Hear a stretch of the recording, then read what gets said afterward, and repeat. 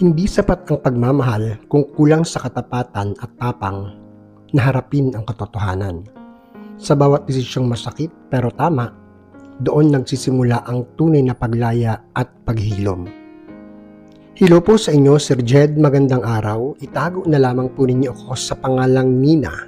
Sa ngayon ay 36 years old na at nakatira dito sa Pasig.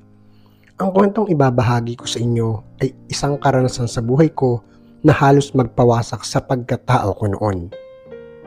Taong 2019 nang nakilala ko ang isang lalaki na itatago ko na lamang sa pangalang Jap. Nagkita kami sa isang small business networking event. Maayos siyang manamit, matalino, mahusay magsalita at higit sa lahat, masayahin. Naging mabilis ang mga pangyayari hanggang sa nahulog na nga ang loob namin sa isa't isa at naging kami na rin. Matapos ang halos 3 buwan, naligawan. Akala ko noon ay siya na talaga ang para sa akin. Ibang klase kasi siya kung magmahal. Laging may kapakape, pa-text ng kumain ka na ba? At yung mga simpleng bagay na akala mo walang halaga. Pero sa isang babaeng sanay sa pagkukulang, iyon ang bumubuo sa akin. Naging mas seryoso pa ang relasyon namin nang pumasok ang taong 2020. Pero tulad ng karamihan, naapektuhan kami ng COVID-19 pandemic. Nawalan siya ng trabaho at ako naman ay nagpatuloy pa rin sa maliit kong sari-sari store sa may tapat ng bahay na minana ko pa sa aking mga magulang. Doon ko sinimulang pagtuunan ng suporta si Jap. Sa pagkain, sa cellphone loads, paminsang mga ayuda, kahit pa nga hindi ganon kalakihan ang kinikita ko sa tindahan. Hanggang isang araw, nagbago ang ihip ng hangin. Nina, may pakiusap sana ako sa iyo. Kailangan ko lang sana ng konting tulong mo. Hindi ba may kakilala kang tao na nagpapautang? Bungad ni Jap sa akin habang hawak ang kamay ko sa labas ng tindahan. Napatingin ako sa kanya bago nagtatakang nagsalita. Ha? Magkano naman ba ang kailangan mo, mahal? Kunot noong tanong ko. Kilala mo si Kuya Andoy, di ba? Yung mayaman na kapitbahay ninyo. Nabanggit mo kasi sa akin dati na nagpapautang siya. Baka pwede mo akong tulungan.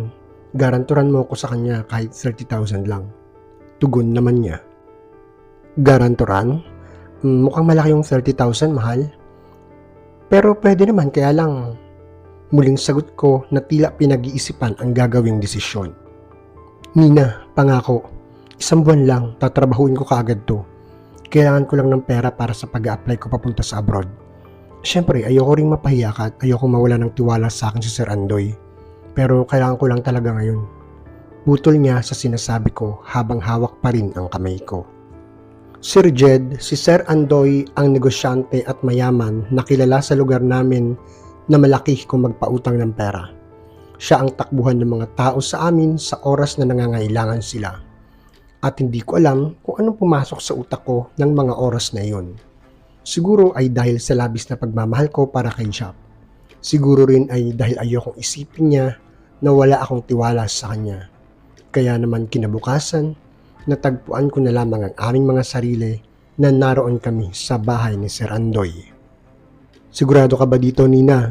Kapag hindi nakabayad tong ginaranturan mo, ikaw ang mananagot. At ayaw ko ng kung ano-anong palusot, maliwanag ba? Tanong ni Sir Andoy habang pinipirmahan ko ang kasunduan. Opo, Sir Andoy, malinaw naman po sa akin ang lahat. Kaagad namang sagot ko, kasabay ng isang matamis na ngiti bago bumaling kay Jap.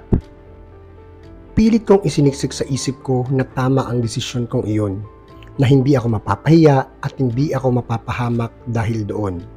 Batid kong mahal ako ni Jap at iyon ang katotohanang pinanghahawakan ko ng mga oras na iyon. Pero ang hindi ko alam, ilang araw ang nakalipas ay hindi na nagparamdam sa akin si Jap. Hindi na rin ito sumasagot sa mga tawag at text ko.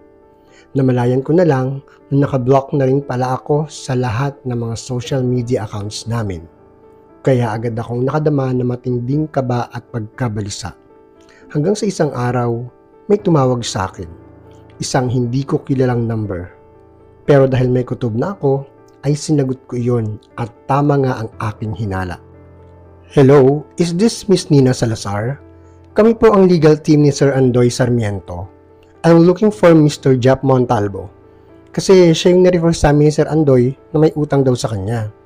At ikaw daw yung guarantor kaya ikaw yung pinapasingil sa utang nito. Mahabang bungad ng babae sa kabilang linya. Bigla akong natigilan ng marinig iyon. Hindi ko alam kung ano ang aking isasagot. Hindi ko napaghandaan ang araw na iyon. Kasunod nun ay parang biglang nanikip ang dibdib ko. Kapag hindi po siya nakabayad bago magtapos ang buwan na ito, kayo po ang obligadong magbayad nun kasi pirmado po ninyo itong mga dokumentong hawak namin. Pag-uulit pa ng babae. Nanatili naman akong hindi nagsasalita at iniisip kung ano ang maaari kong sabihin. Napaupo ako sa sahig ng sala at walang ibang naririnig kundi ang pintig ng aking puso. Miss, pakisabi na lang kay Sir Andoy, pupuntahan ko na lang siya sa bahay. Ako na lang ang bahalang magpaliwanag sa kanya. Sa wakas ay nauutal na tugon ko. Sir Jed, mabuti na lamang at mabait ang babaeng tauhan na iyon ni Sir Andoy. Kaya magalang itong nagpaalam sa akin bago ibinaba ang tawag. Ngunit ang totoo ay wala talaga akong balak na magpunta sa bahay ng pinagkakautangan namin. Natatakot kasi ako at nahihiya ako na magpakita sa kanya. Kinabukasan nagpunta ako sa barangay. Doon ay naghanap ako ng legal advice. Ngunit ang sabi lamang nila sa akin ay legal at pirmado ko daw ang dokumento kaya ako ang kailangan direktang maningil nito kay Jap. Paano ko naman masisingil ang isang tao na ayaw magpakita kahit ang kanyang anino, hindi ba? Nagbunta ako sa trabaho kinabukasan kahit halos wala akong tulog. Nahihiya ako sa mga katrabaho ko. Karamihan din kasi sa kanila ay alam na ang nangyari. Nalaman ko kasi na tumawag na rin pala si Sir Andoy sa employer namin at sa mga character reference ko kaya lantad na sa trabaho ang nangyari. Ang ilan ay sinasabihan ako na sayang daw kasi matalino pa naman ako pero nagpautulang ako kay Jap. Ngunit dinedepensahan ko pa rin ang boyfriend ko at nagsisinungaling ako na nag-stay lamang ito sa trabaho at babalik rin makalipas ang isang linggo. Sir Jed, sobrang napipressure na ako ng mga panahon na iyon. At ang nakakalungkot pa ay yung isipin na mismong ang nobyo ko pa ang gumawa nito sa akin. Si Jap na minahal at pinagkatiwalaan ko, siya pa pala ang maglalagay sa akin sa kahihiyan at kapahamakan. 3 buwan ang lumipas at wala akong naipon. Halos lahat kasi ng sinisweldo ko ay napupunta lamang sa pambayad sa utang ni Jap na hindi naman talaga ako ang dapat na nagbabayad. Todo tipid na rin ang budget ko para sa mga groceries at mga gastusin ko sa bahay. Kung minsan nga ay natutulog ako nang walang laman ang tiyan. Pero ang mas masakit ay hindi pa rin nagpaparamdam si Jap ng mga panahon na iyon. Kung kailan mas kailangan ko siya upang damayan ako. Hindi ko rin naman magawang ipagtanong siya sa kanyang pamilya dahil ayaw kong pagsalitaan nila ako ng mga masasakit na salita. Sawang-sawa na kasi akong marinig yon mula sa ibang tao. Hanggang isang gabi, nakita ko siyang nakapost sa Facebook gamit ang ibang account kung saan ay hindi kami friends. Itinag ako ng kaibigan ko na si Bella. Nakangiti pa si Jap sa larawan habang nasa beach. May caption pa nga iyon na, "Deserve ko to," at may hashtag na, "on vacation." Kaagad na nagdilim ang paningin ko nang makita iyon. Hindi ko alam kung uunahin ko ang galit o ang sakit. Sa inis ay hindi ko na napigilan pa ang aking sarili at agad akong nag-send ng private message sa account na iyon. Sinabi ko sa kanya ang lahat ng galit ko at hindi na ako nag-aksaya pa ng oras na banggitin ang tungkol sa utang niya kay Sir Andoy. Sinabi ko rin na kahit hindi na namin ituloy ang nasimulan naming relasyon, basta bayaran lamang niya ang utang niya ay ayos na iyon sa akin. Basta ang gusto ko lang ng mga panahon na yun ay ang magkaroon ng peace of mind. Makalipas ang ilang minuto ay nag-reply naman siya. Dali-dali ko iyong binasa. Ayon sa kanya ay hindi raw niya sinasadya na bigla na lang mawala at hindi na magpakita. Nalito na rin daw siya dahil hindi siya natanggap sa planong trabaho sa abroad. Dahil muling umiral ang pagmamahal at awa ko kay Jap, ay kaagad ko siyang naunawaan. Hindi ko na siya inusisa pa sa ibang bagay, sa halip ay namalayan ko na lang ang aking sarili na alalang-alala sa kalagayan niya, Sir Jed. Bigla ay nawala na sa isip ko ang post niya sa Facebook at ang pambablock niya sa akin sa main account niya. Lumipas pa ang ilang linggo na pagkasunduan namin na dalawin niya ako sa bahay. Kapansin-pansin ang malaking pangangayayat ng kanyang katawan. Parang pinagsakluban ng langit at lupa. Hindi ko alam kung awa pa ba yung nararamdaman ko para sa kanya. Pero isa lang ang sigurado ako. Muli kong naramdaman ang pagmamahal nang muli ko siyang makita at nakasama. Maya-maya ay umupo siya sa harapan ko habang nanatiling tahimik bago marahang bumulong. Nina, I'm sorry. Sorry talaga. Ako ang may kasalanan sa lahat ng to. Sana lang, kahit ganun lang nagawa ko, mapatawad mo pa rin ako. May pagsusumamong turan niya. Hindi agad ako sumagot, pero nakita ko ang luha sa mga mata niya. Doon lang ako naniniwala na nagsisisi na siya sa mga nagawa niya. Hindi pera ang gusto kong isoli mo sa akin, Jap, kundi yung mga panahong wala ka sa tabi ko. Yung mga araw na wala nagmamalasakit sa akin kundi ang sarili ko lang. May nahong tugon ko naman. Napayuko naman siya at hindi agad nakapagsalita. Doon ay natapos ang usapan namin sa isang malambing na halik at may nangyari sa amin ng araw rin na iyon.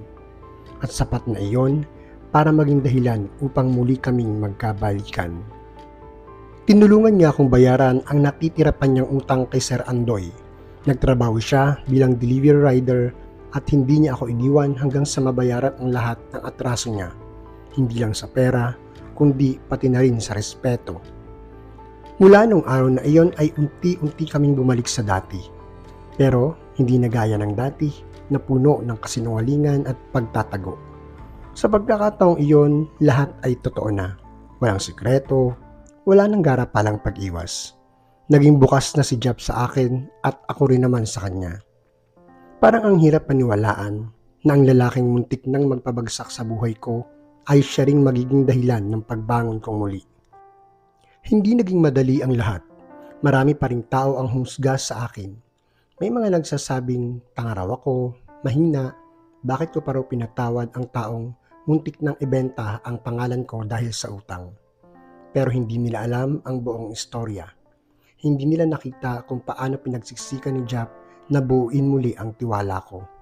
Hindi nila narinig kung ilang beses siyang humingi ng tawad sa pagitan ng bawat paghahatid niya ng order at pagsasalok ng tubig para sa akin araw-araw. Isang araw ay nagkita kami ng kaibigan ko na si Belle sa isang coffee shop. Nina, sure ka ba talaga dyan kay Jap? Munti ka nang mawala ng bahay. Naalala mo ba? Aniya habang nakakunot ang noo. Tumango lamang ako at ngumiti bago nagsalita. Oo naman, Belle, naaalala ko. Actually, araw-araw. Pero naalala ko rin kung paano niya ako pinanindigan at ramdam ko na totoo na siya sa akin this time.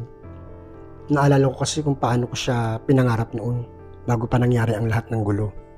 Pinili kong lumaban, syempre hindi lang para sa kanya kundi para sa sarili ko na rin. Mahabang sagot ko naman.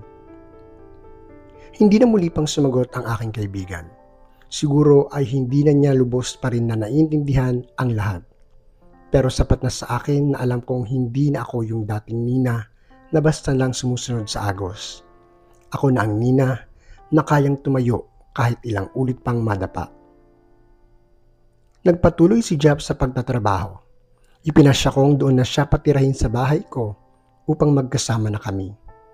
Hindi naman glamoroso ang buhay namin noon. Wala kaming sasakyan, wala kaming savings sa bangko. Pero meron kaming tahanan na may respeto, tiwala at pagmamahal.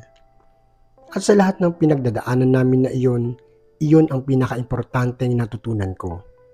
Na kahit mawalan ka ng pera, ng bahay, o ng dangal sa mga mata ng iba, basta may isang taong naniniwala pa rin sa kakayanan mong bumangon, hindi ka kailanman tunay na talunan. Isang gabi habang naghuhugas ako ng pinggan sa lababo, niyakap ako ni Jap mula sa aking likuran. Salamat, Nina. Bulong niya sa aking tenga. Ha? Salamat? Para saan?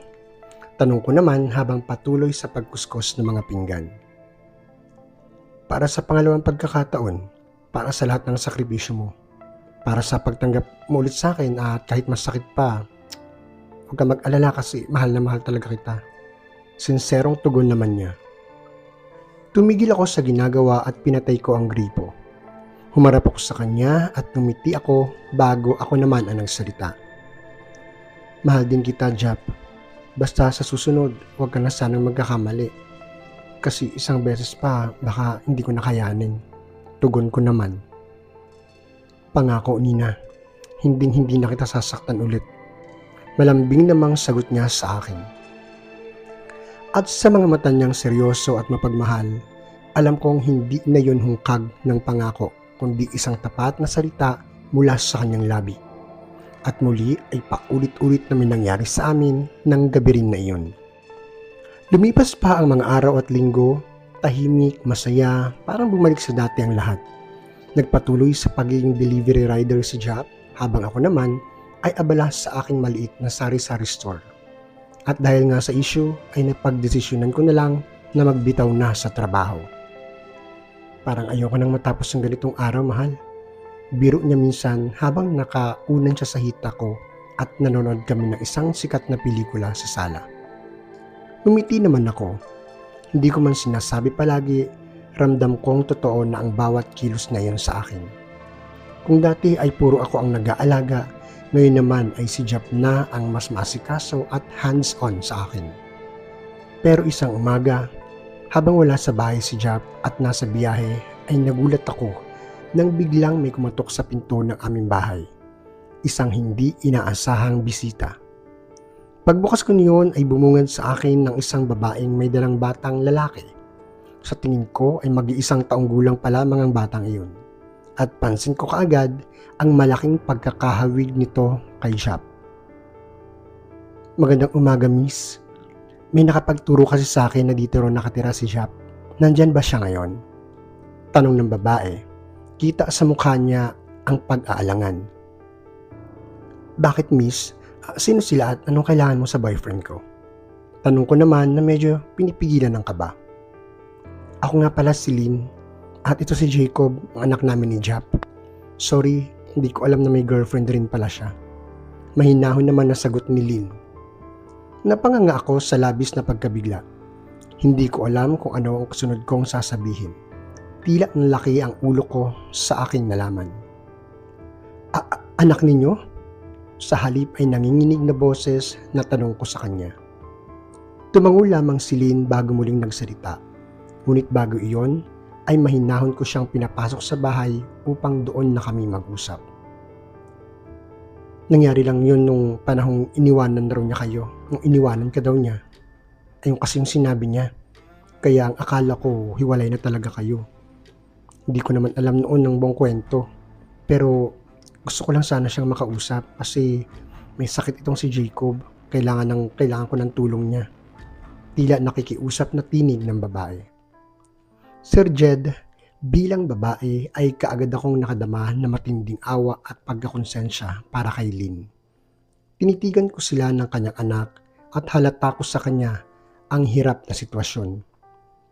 Napatingin ako sa bata, maputla, payat, pero malinaw na parehong-pareho ang hugis ng mga mata at ilong nito, pareho kay Jap. Wala na akong nasabi pa, para akong nabusalan sa bibig ng mga sandaling iyon. Dahil sa nakita kong sitwasyon ng mag-ina ni Jap ay nagmagandang loob ako at nag-abot ng konting halaga kay Lynn.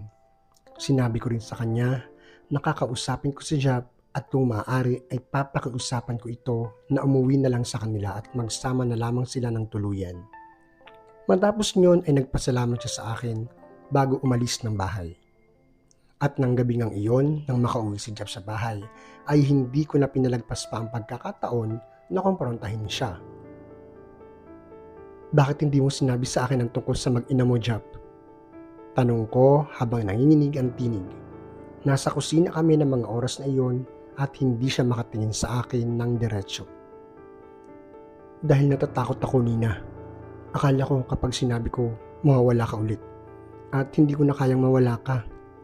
Mahinang boses na tugon naman niya nang tumingin sa akin at may pagsusumamo. Hindi dahil may anak ka sa iba yung masakit dito, Jap. Alam mo kung ano yung masakit? Yung katotohanan na hindi mo ako pinaniwalaan na kaya kong intindihin ka. Niloko mo ulit ako, Jap. Pero this time, sa ibang paraan naman. At mas malala pa. May panunumbat kong tugon. Napaupo siya sa silya, tila pagod sa mabigat na emosyon. Ako naman ay nanatili lamang na nakatayo.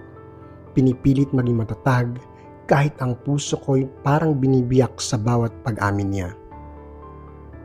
Nina, patawad. Alam kong wala akong karapatang hingin yun sa'yo ngayon. Pero sana bigyan mo pa ako ng isang pagkakataon. Handa akong itama ang lahat. Handa akong harapin kung ano man yung kondisyon mo. Basta wag mo lang akong layuan. Muling pagsusumamo ni Jab sa akin. Huminga ako ng malalim at tahimik na tumango bago muling nagsalita. Sige Jab, pinapatawad na kitang muli. Pero sa isang kondisyon. Mariin na sagot ko naman. Agad siyang napaangat ng tingin. Puno ng pag-asang may liwanag pa rin na naghihintay sa pagitan namin. Anong kondisyon, Nina?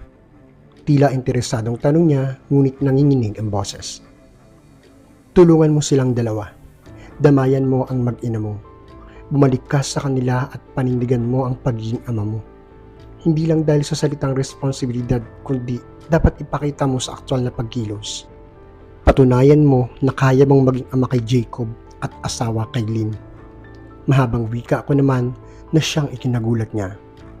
Sir Jed, kita ko sa mukha niya ang pagkabigla. Pero mas nangibabaw sa akin ang respeto sa desisyon ko. Kung yan ang kailangan para manatili ka sa akin kahit bilang kaibigan lang, gagawin ko, Nina. Pangako, hindi dahil sa gusto kong bumalik kay Lynn, kundi dahil gusto kong maging taong karapat-dapat sa paningin mo. Tugon naman niya. Hindi na ako muli pang sumagot. Tumango lamang ako sa tumalikod para umiwas sa bigat ng tingin niya na parang humingi pa rin ng kapalit na hindi ko na kayang ibigay pa. Sa totoo lang, Sir Jed, hindi ko alam kung kaya ba talaga niyang gawin niyon. Hindi ko alam kung kaya ba niyang panindigan ang mga salitang binitiwan niya. Pero sa oras na iyon, mas mahalaga sa akin na mabigyan ng boses ang mag-ina niya. Mas mahalaga na maisalba niya ang pagiging ama at asawa kaysa sa relasyon naming dalawa. Tahimik ang gabi noong araw na umalis si Jab sa bahay. Wala siyang dalang kahit anong gamit maliban sa bag na may ilang gamit, damit at laruan ng anak niya. Regalo raw niya iyon sa bata. Nasa sala ako noon at nakaupo, habang siya naman ay nakatayo malapit sa pintuan. Ilang beses na niyang sinubukang magsalita, pero ilang beses rin iyon na naudlot. Ilang ulit ko ring pinilit na pigilin ang luha para magmukhang matatag. Kahit sa loob-loob ko ay parang may tinik sa puso kong nakakapit pa rin sa kanya. Nina, tanging mahinang sambit niya habang nakatingin sa akin. Kailangan ka ng anak mo, Jab. May sakit siya. Sige na, hinihintay ka na nila. Tanging tugon ko naman pero hindi pa rin tumitingin sa kanya. Hindi ito magiging madali para sa akin, Jab. Pero kung may natutunan man ako sa lahat ng ito, ay iyong ideya na minsan kailangan mong pakawalan ang taong mahal mo para makapili siya ng tamang laban kahit hindi na ikaw yung taong ipinaglalaban niya. Naiiyak naman na dagdag ko pa. Kasunod nun ay lumapit siya sa akin, dahan-dahan at hinawakan niya ang aking mga kamay. Matapos ay pinisil-pisil iyon. Salamat, Nina.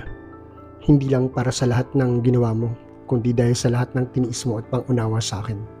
Salamat rin sa pagtuturo sa akin ng leksyon. Mahinahon na wika niya. Tumango naman ako bilang sagot, ngunit hindi ko kayang magsalita. Nang pakawalan niya ang kamay ko, kasabay noon ang tuluyang pag-alpas ng aking mga luha. Hindi ko na siya pinigilan pa, ngunit hindi ko rin sinundan. Bago siya tuluyang lumabas ng pinto, muli siyang lumingon sa akin. Nginitian niya ako. Isang ngiting puno ng sakit, ngunit may panibagong layunin. Nang maisa niya ang pinto, doon ako napaupo sa sahig at tuluyang humagulgol. Hindi dahil sa galit, hindi rin dahil sa hinanakit, kundi dahil sa wakas ay natanggap ko na minsan hindi sapat ang pagmamahalan para manatili ang dalawang taong nagmamahalan. Minsan, kailangan nating maghiwalay para maitama ang mga bagay na matagal nang mali. Siguro nga ay iyon na talaga ang papel ko sa buhay ni Jap. Hindi para mahalin hanggang sa huli, kundi para maging tulay, para maging garantor. Isang tao na naniniwala sa kakayanan niyang magbago noong panahon na kahit siya ay hindi sigurado kung kaya niyang magbago.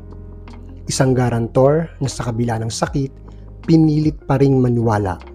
Hindi dahil sa pangarap na makasama siya, kundi dahil sa paniniwalang dapat niyang matutunang panindigan ang mga binuon niya, lalo na kung buhay na ng bata ang nakataya. Sir Jed, sa karanasan kong iyon ng aking buhay, ay napagtanto ko na may mga sugat at puso na hindi agad naghihilom. Pero gaya ng balat na unti-unting tinatabunan ng panibagong layer, natututo rin pala ang damdamin na muling mabuhay. Dahan-dahan, tahimik, pero buo. Noon, isa lang akong simpleng babae na natutong magmahal, masaktan, at matutong muling tumayo kahit ilang ulit na pinadapa ng panahon. 6 na taon na ang nakalilipas mula na naging komplikado ang mundo ko. Nang pumasok si Jap sa buhay ko at lumikha ng damdaming halos ikawasak ng buong pagkatao ko. Ipinagpalit ko ang katahimikan para sa isang pag-ibig na walang kasiguraduhan. Ginawa kong tahanan ng puso ko para sa isang lalaking bitbit ang kanyang sariling dilubyo. At nang dumating ang araw na kinailangan kong bitawan siya, hindi dahil kulang ang pagmamahal, kundi alam kong iyon ang tama. Doon, nagsimula ang masakit pero makahulugang paghihilom. Hindi naging madali ang sumunod na mga buwan. Tahimik kong ipinagpatuloy ang aking buhay. Pinilit kong bigyang direksyon ang lahat ng naantala kong mga plano. Ang maliit kong tindahan na dating walang-wala at wala ng pag-asa ay unti-unting lumago. Nagsimula ako sa isang sako ng bigas, ilang pirasong delata at 10 noodles na nakapatong sa lumang estante. Ngayon, may 3 estante na ako, may sariling freezer para sa yelo at inumin, at kahit papano, nakaka-order na ako ng wholesale. Bukod doon, hindi lang negosyo ko ang lumago, kundi pati ako na rin. Ang dating Nina na laging nakasandig sa damdamin ay natuto nang magdesisyon gamit ang isip. At habang pinipilit kong ibalik ang sarili ko sa ayos, dumarating din pala ang mga biyayang hindi mo inaasahan, kagaya ng kung paano dumating si Ben sa buhay ko. Hindi ko inaakalang sa panahong tanggap ko na baka wala ng lalaking tatanggap sa isang kagaya kong may naiwang kasaysayan ay may darating pa palang bagong mukha sa aming barangay. Si Ben, isa siyang foreman sa ginagawang gusali malapit sa palengke. Tahimik siyang lalaki, medyo may pagkatorpe pero maasikaso. Nagsimula lang ang lahat sa simpleng pagtatanong niya kung saan makakabili ng pandikit ng semento. Tinuro ko naman ang tindahan na halos katabi lang ng aming bahay. Pero simula noon, araw-araw na siyang dumadaan sa tindahan ko.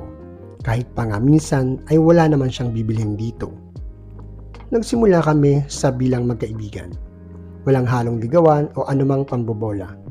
Simpleng kwentuhan lang tungkol sa trabaho, sa buhay, at sa ulam sa tanghalian, maging ng mga pangarap na dati niyang hindi masyadong binabanggit kahit kanino. At yun na nga, Sir Jed, dahan-dahan muling bumukas ang puso ko na akala ko ay sarado na. Sa pagdaan pa ng mga buwan, naging malinaw sa akin ang lahat. Hindi kailangan ng malaking eksena para sabihin minamahal ka ng isang tao. Minsan, sapat na yung tahimik kang inaalalayan sa bawat paghakbang mo. Sa ngayon, Sir Jed, may isang anak na kami ni Ben. Masayahin, makulit at mapagmahal na anak. Nakakatuwa lang isipin na ang batang ito ay bunga ng panibagong simula, hindi ng pagtatapos. At sa susunod na taon, nakatakda na kaming ikasal ng aking nobyo. Walang engranding handaan, pero natitiyak kong mapupuno iyon ng pagmamahal at tiwala. Hindi ko nakakalimutan ang nakaraan. Hindi rin naman kasi kailangang kalimutan. Bahagi yon ng pagkatao ko, ng mga desisyong itinama ko, at mga pangaral at aral na tinanggap ko ng buo. Isa ako sa mga babaeng minsan naging kanlungan ng isang pusong sugatan, Pero hindi ibig sabihin noon ay wala nang magmamahal sa akin ng totoo. Tulad ng negosyo kong pinaghirapang palaguin, natutunan ko rin palaguin ang sarili kong halaga. Natutunan kong hindi lahat ng pagtitiis ay pagmamahal ang ibig sabihin at hindi lahat ng pagkawala ay nangangahulugan ng kabiguan. Mula sa pagiging takbuhan ng isang lalaking may ibang iniiyakan, naging ako ang tahanan ng isang lalaking marunong magpahalaga. At kung may isang salita man na maaaring sumalamin sa naging papel ko noon, ito ay ang salitang pagiging isang garantor. Ako ang pumagitna sa dalawang pusong kailangang maghilom, kahit ang kabayaran ay ang sakit ng damdamin ko noon.